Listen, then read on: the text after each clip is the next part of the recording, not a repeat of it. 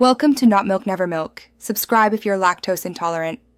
You start by preparing the clip for tracking, import footage, place the trimmed clip on the timeline, and pick a stable segment with clear subject contrast. Once done, zoom the timeline so you can see frames precisely. This matters because tracking needs frame-by-frame accuracy. Make sure playback is set to 30 FPS and preview resolution is high, otherwise tracking will misplace points. Now, position the playhead over the first frame you want to track and switch to the motion tracking tool to begin.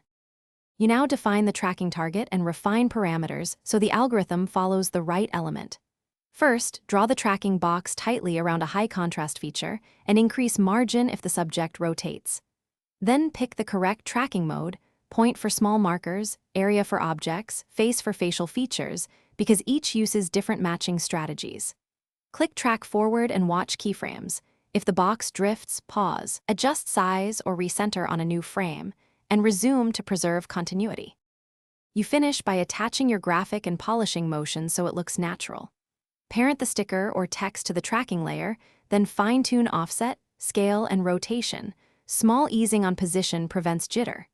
Make sure the element's anchor point matches the tracked point because misaligned anchors cause slipping.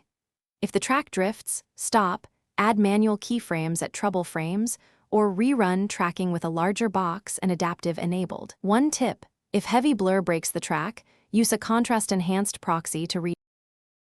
Thanks for watching. If this was helpful, leave a like and consider subscribing. See you next time.